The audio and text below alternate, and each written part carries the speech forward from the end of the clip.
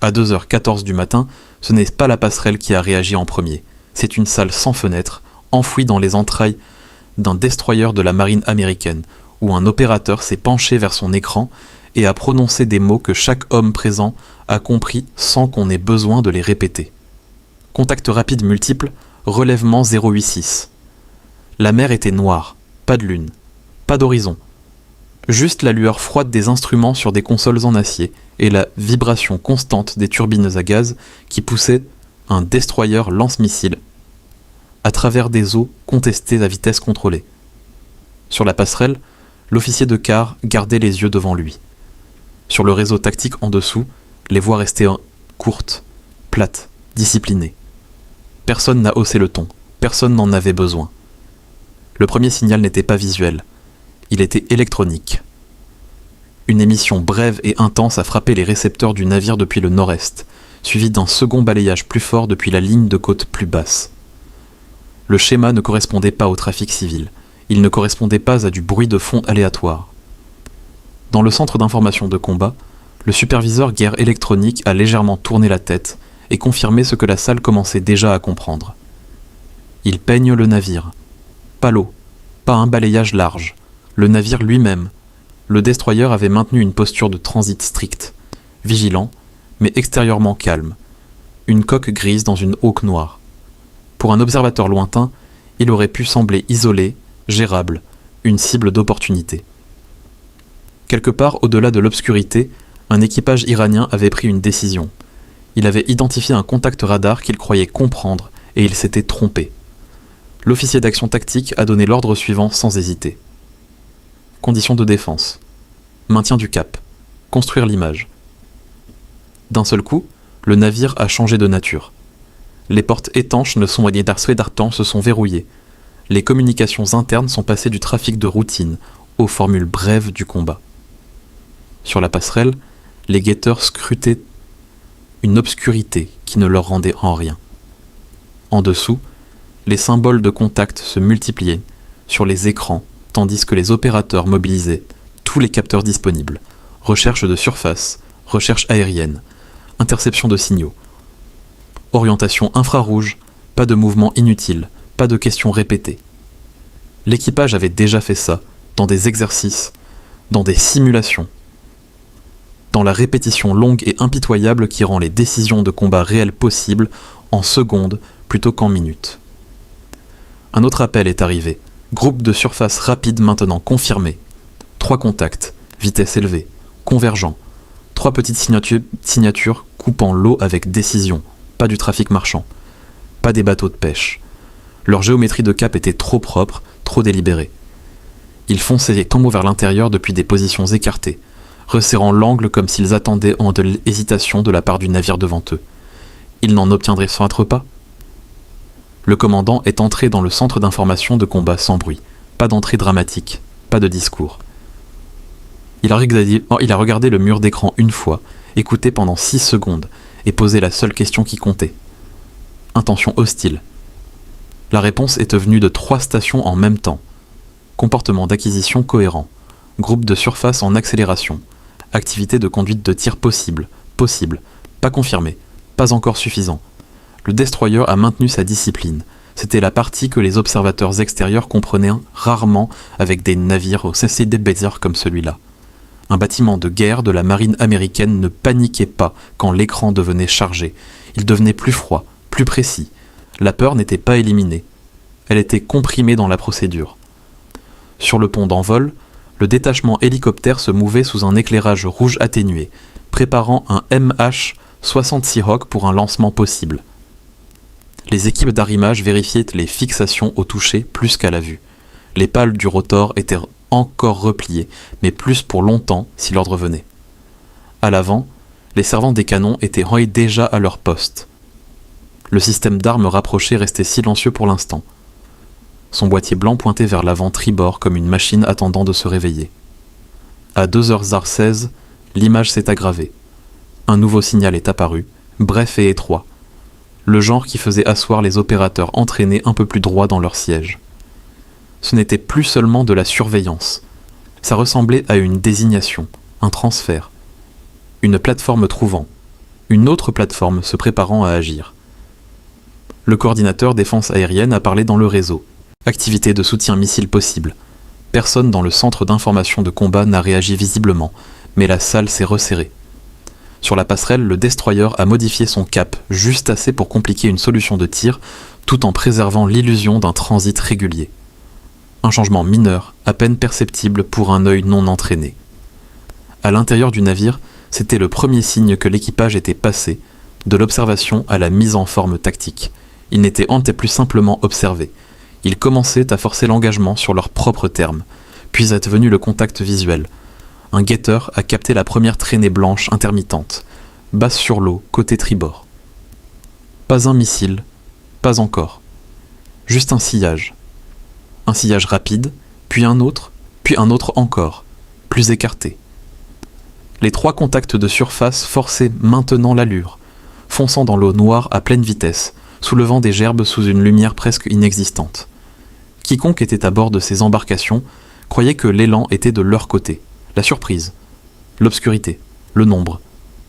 Ils pensaient encore se rapprocher du bon type de navire.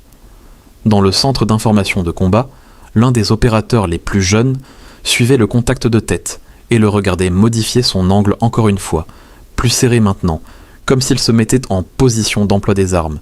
Son curseur s'est figé sur le symbole pendant une demi-seconde avant qu'il ne signale. Contact de surface de tête montrant un profil d'attaque. Le commandant n'a pas cligné des yeux. Attendez. Cet ordre a flotté dans la salle comme de l'acier. Personne n'a bougé inutilement. Personne n'a détourné les yeux de ses écrans. Le destroyer continuait de couper l'obscurité, l'étrave se soulevant et s'abaissant sur la légère houle. Tous les systèmes vivants maintenant.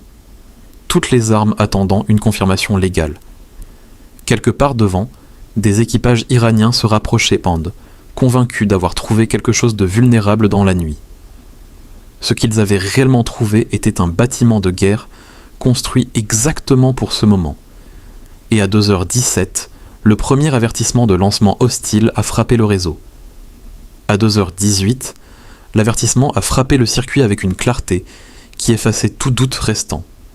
Lancement possible, secteur tribord. Personne dans le centre d'information de combat n'a demandé de répétition. La salle avait déjà franchi la ligne entre l'inquiétude et le combat. Ce qui changeait maintenant, ce n'était pas la posture du navire, mais la certitude légale et tactique de ce qui se déroulait. Le comportement inconnu des contacts des minutes précédentes n'était plus ambigu. Les embarcations qui se rapprochaient dans l'obscurité ne sondaient plus. Elles s'engageaient. Sur le grand écran, l'embarcation d'attaque rapide iranienne de tête a rompu la formation juste assez pour créer un couloir de tir. Un autre contact s'est élargi sur son flanc gauche, essayant probablement de forcer les capteurs du destroyer à diviser leur attention sur plusieurs vecteurs d'approche. C'était une tactique familière. Des plateformes petites, rapides et à faible signature poussant sous l'obscurité, espérant que la vitesse et la confusion feraient bouger le travail que la puissance de feu brut ne pouvait pas accomplir. Contre un navire non préparé, ça aurait pu suffire. Contre celui-là, c'était une erreur. L'officier d'action tactique s'est penché sur sa console, tandis que l'équipe guerre électronique affinait l'image. Une nouvelle rafale d'émissions a traversé les récepteurs. Courte, agressive, et liée au même secteur où les contacts de surface avaient resserré leur géométrie. Que ce soit du soutien d'acquisition, de la mise en file de missiles, ou un transfert d'attaque coordonné, le sens à l'intérieur du centre d'information de combat était le même. Le destroyer n'était plus simplement suivi, il était engagé. Pisterlet 3, a ordonné le commandant. Armes bridées, jusqu'à confirmation hostile. Pas de tir gaspillé. Cette discipline comptait. Elle comptait toujours. Dans le bruit et la compression d'un engagement de surface nocturne, la différence entre la peur et le contrôle se résumait aux procédures suivies exactement sous pression. Chaque opérateur dans la salle comprenait le principe plus large sans qu'il soit dit à voix haute. Le navire ne gagnait pas en réagissant vite. Il gagnait en réagissant correctement.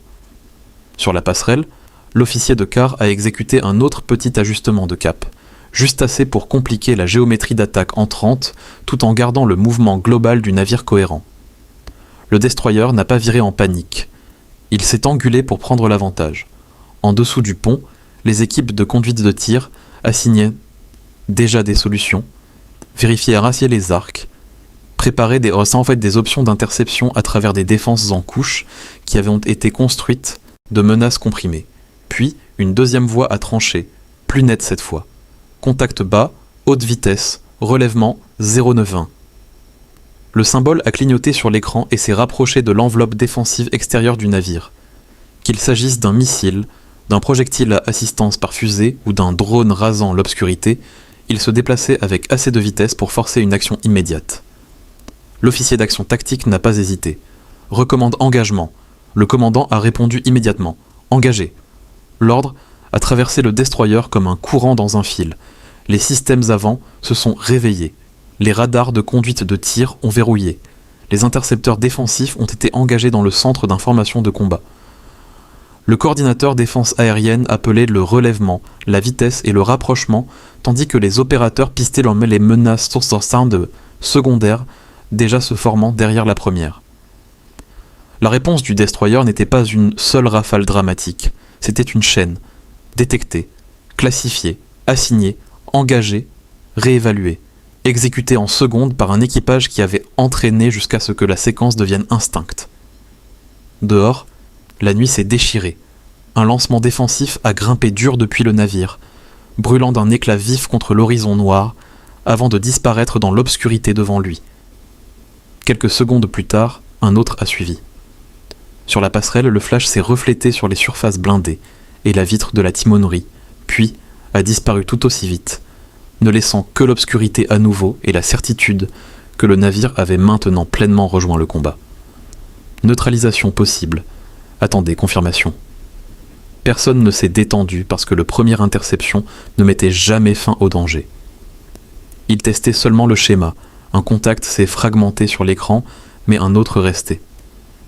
L'une des embarcations iraniennes avait continué à se rapprocher, utilisant le chaos de l'échange d'ouverture pour s'enfoncer plus profondément dans la portée effective. Sa vitesse a augmenté. Son cap s'est accentué. Les hommes à bord de cette embarcation soit ne comprenaient pas ce vers quoi ils chargeaient, soit en avaient compris trop tard et continuaient. Quand même. Le destroyer a répondu avec une autre couche. Les systèmes de neutralisation douce se sont activés en premier. Des contre-mesures électroniques s'étendant vers l'extérieur pour déformer la chaîne d'attaque, briser le verrouillage, confondre les chercheurs de cibles et forcer le doute dans tout ce qui essayait maintenant de se guider vers le navire. La neutralisation dure restait prête derrière. La prochaine barrière d'acier après la première. Sur les ponts exposés aux intempéries, des membres d'équipage restaient bas et arc-boutés, tandis que le navire coupait à travers son propre air perturbé et ses embruns. Le système d'armes rapproché a pivoté de quelques degrés et s'est maintenu là, plus dormant maintenant, pleinement éveillé. À 2h19, la confirmation est arrivée. Premier entrant, neutralisé. La salle l'a absorbé sans célébration, parce que presque immédiatement un autre appel a suivi. Contact supplémentaire, en accélération, groupe de surface ne se désengageant pas. C'était le moment où l'erreur du côté iranien devenait impossible à ignorer. Si les équipages attaquants avaient cru faire face à un navire de soutien légèrement protégé, c'était le point où la réalité aurait dû les corriger.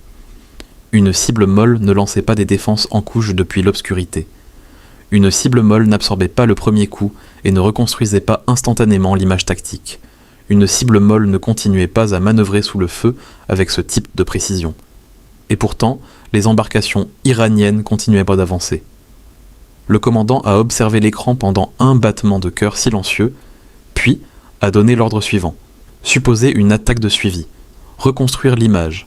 Trouver le prochain tireur. À l'intérieur du centre d'information de combat, personne n'avait besoin de motivation. Ils étaient déjà là, déjà verrouillés, déjà une étape en avance sur le prochain problème. La première vague avait échoué. Mais la mer autour du destroyer ne devenait pas plus calme. Elle devenait plus dangereuse parce que, au-delà des débris enflammés de la première menace interceptée, un deuxième vecteur d'attaque commençait à se former. Et cette fois, les Iraniens n'attaquaient plus un navire qu'ils comprenaient en mal.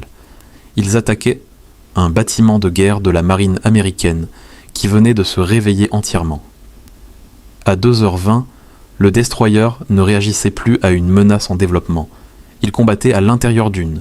Contacts supplémentaires en accélération.